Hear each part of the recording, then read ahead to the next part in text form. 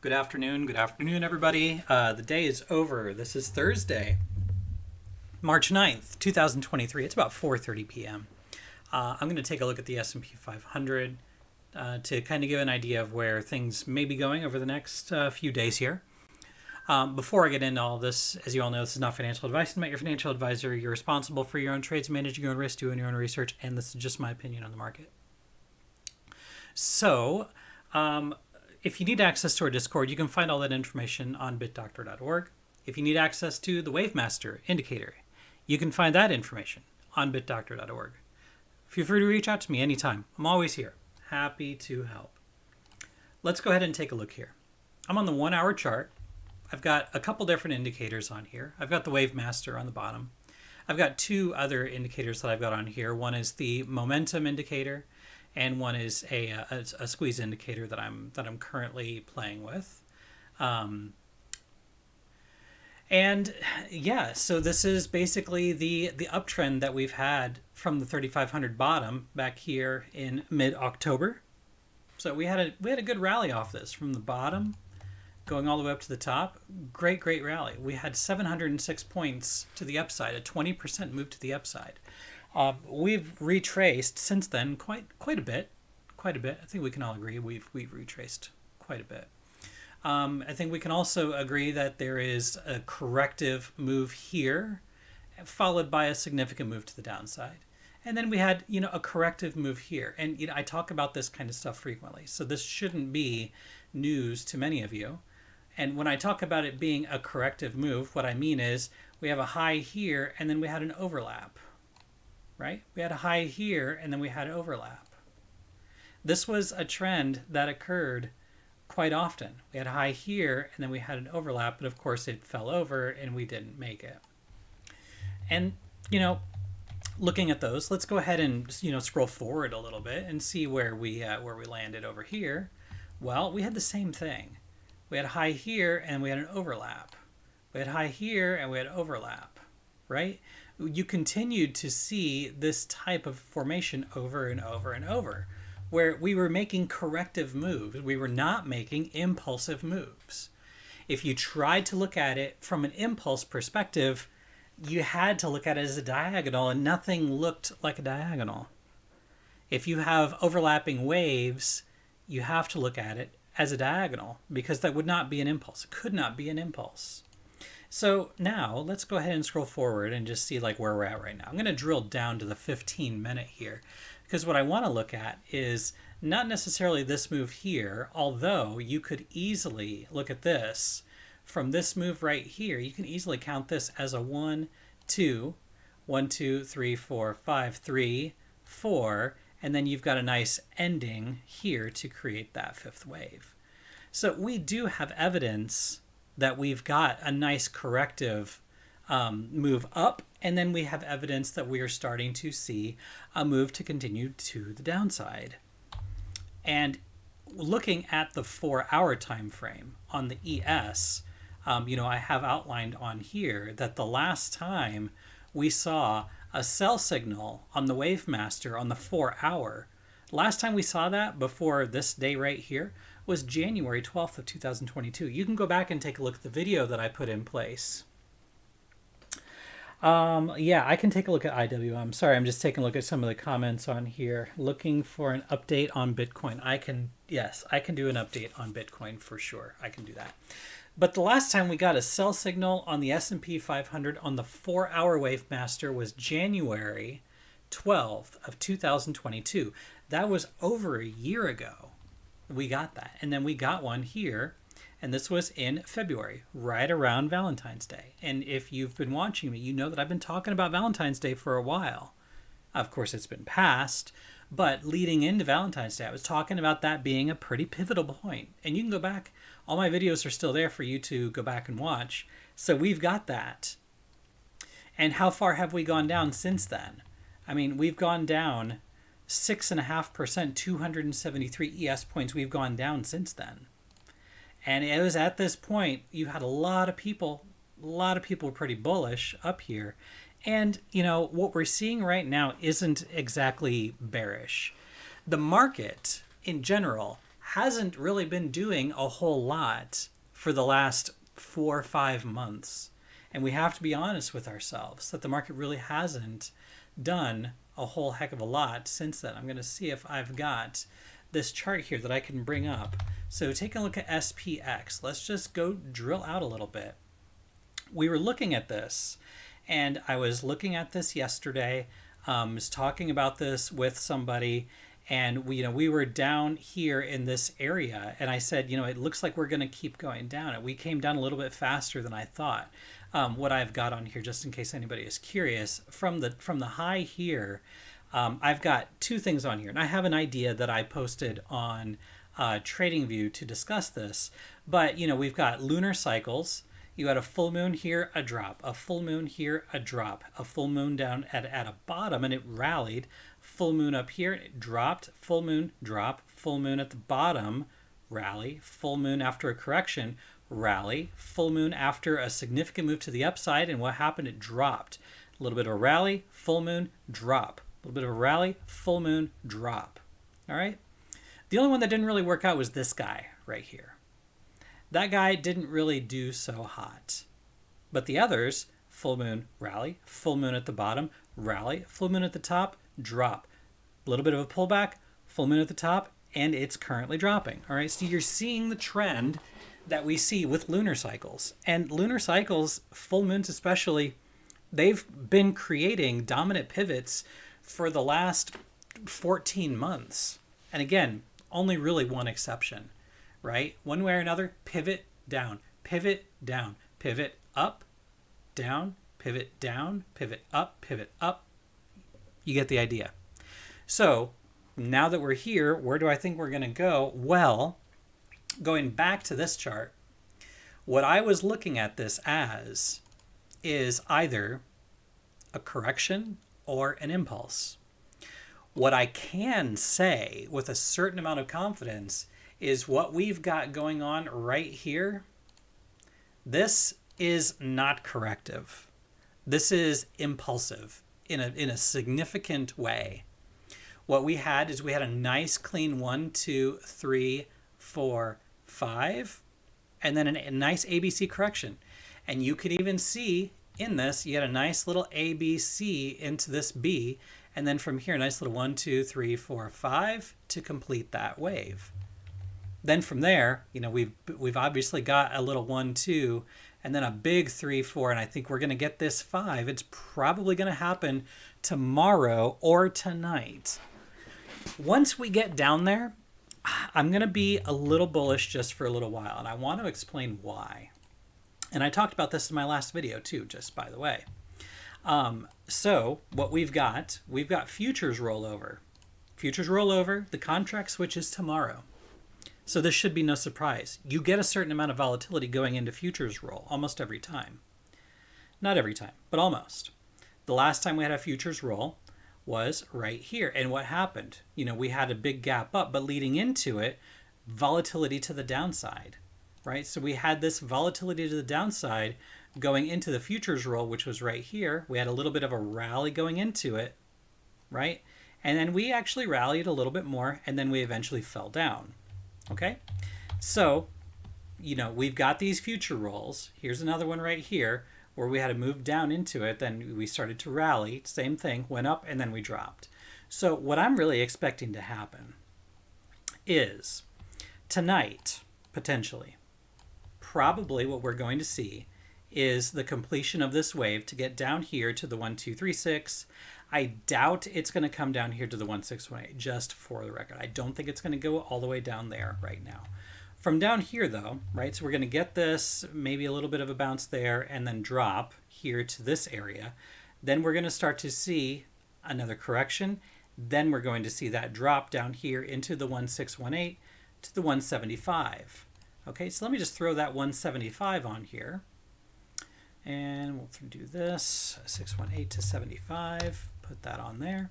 That's going to be right down here between 38.30 and 38.44. Now, I know you're probably saying to yourself, but geez, earlier this week you said that 3,900 was going to be the floor. Well, that was before all of this price action occurred.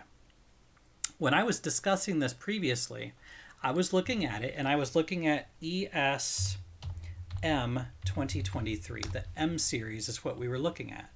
What I was really kind of expecting was, from right here, drop, which we got the drop, but I was expecting a move up here to get up into the 618 area. That didn't happen. Now here we are down here, and it looks like we're going to get down to that 3,900 spot. Now, remember, I said 3,900 was likely going to be the bottom. So why on earth am I saying that it's very possible that we go down here to this area at 38.86 and even all the way down as low as 38.39? Well, the reason why is because ESM is going to be taking over tomorrow. ESM is at 39.53, and where's ES right now? Okay, let's just take a look. ES right now is at 39.16. So 39.16, 39.17 versus 39.53. We've got like a 40-point gap here, a 30 to 40-point gap. So if ESM gets down to this 3,900 area, which is what ES will be tomorrow, right, down here at 3,900, well, that means that ESH 2023 is likely going to be down further, closer to 38.50. So very, very likely we do a little bit of consolidating here. We get down here to this area at 3,900, maybe a little bit lower. Wouldn't surprise me one bit to get a stop rate below 3,900 before we start to see a more significant move to the upside. And again, I'm not talking about that move to all-time high, but I'm talking about the fact that it's possible we come down here to 3,900. And if it doesn't happen tonight or tomorrow, it can still happen next week. That's okay. Monday, Tuesday, it's fine. It's all the same. It means we still have a little bit more downside to go. And then we start to see more bullish moves off of that. And it would make a lot of sense for that to happen, because now at this point, we really have to take a look at this as, we've completed this move, right? We've completed the move up here, and now we are in a much larger impulse to the downside, which again could simply just be seen as, from here we've got 5 waves down, we've got 3 waves up, we could just be working on 5 waves down to finish a larger correction before we start to see a move to the upside. Okay, so let me cycle through a few things here. I'm going to take a look at IWM first, because that was what was requested initially. So for IWM, right, looking at this, we had a 100% target up here that was hit. And I'm going to go to a higher time frame. I'm going to go to a 4-hour on here. Okay, I'm going to go to a 4-hour. Looking at this, again, right here, you can see we had a sell signal on the Wave Master, a sell signal on the momentum indicator, and that just happened to be basically right here at the top. So we had a good sell signal. We've had a good move down from there. So we've had an 8.7% move to the downside since then. And if you want to take a look at this, it looks to me like we do have from right here, we've got a little bit of a corrective move up here. So it's possible that we've got a little 1-2-1-2, and then we may have some more significant movement to the downside. But again, when was the last time we had a 4-hour Wave Master sell signal? It was actually, look at this. This is, I'm not making this up. Right here, sell signal, you can see it.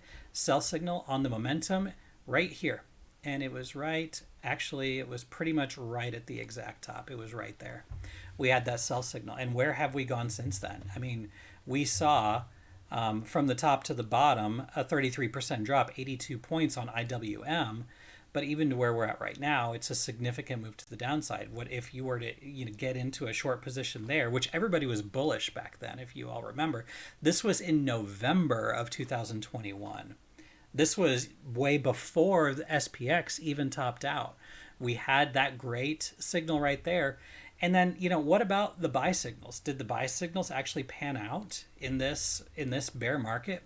We had one right here, which was right. It was about right there. We had a little bit of a bounce there. We had another buy signal. It was right here at the bottom. And we had a good bounce off of that. We had another buy signal. Technically, it was about right there. Right? Here's another one that we got. Good rally off of that. Here's another one that we got right here. Good rally off of that. So every signal that we've gotten was actionable. An actionable doesn't mean that it gave you an open and a close, but I'm simply saying that from this top, you had a good move off of that. From this bottom right here, you were able to capture a 5% move. From this bottom, you were able to capture an 8% move.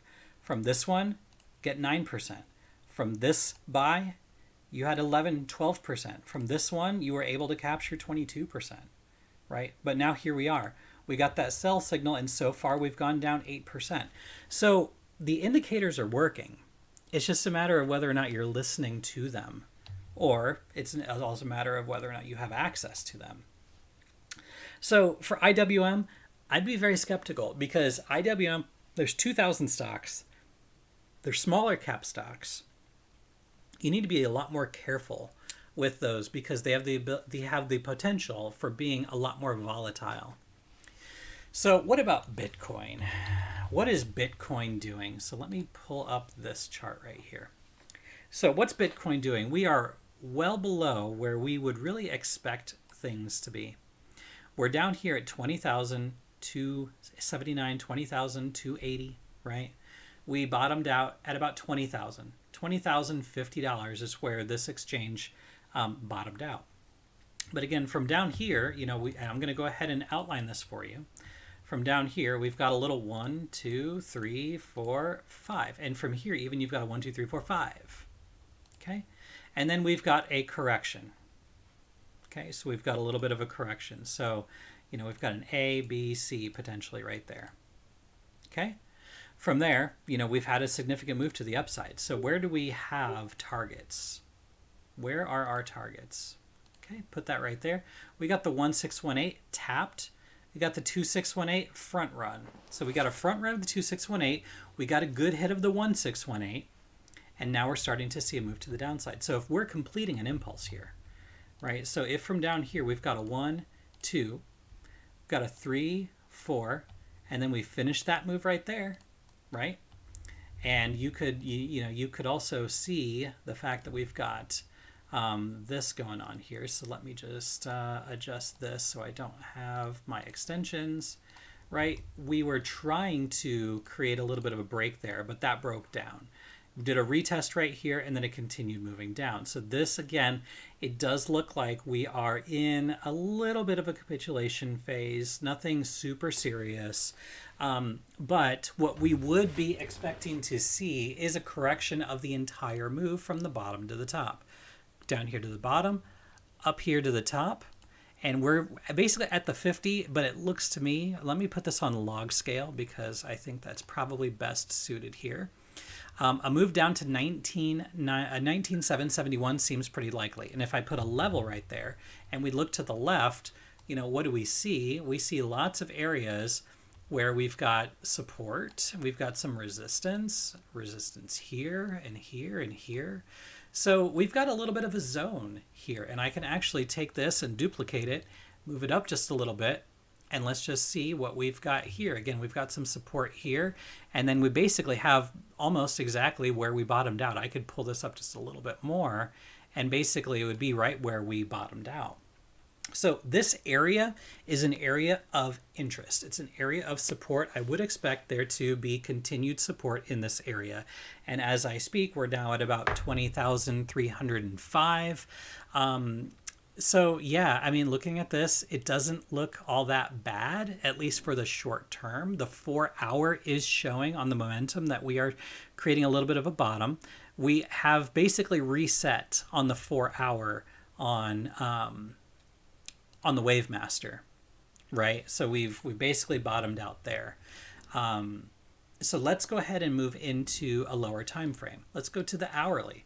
We've got our first momentum indicator bottom right here, and we also have our first buy signal on the Wave Master combined with that down here as well. So I would be cautiously optimistic, right? Don't get too overly ambitious, but I would be cautiously optimistic that we could see a movement to the upside here in the near future.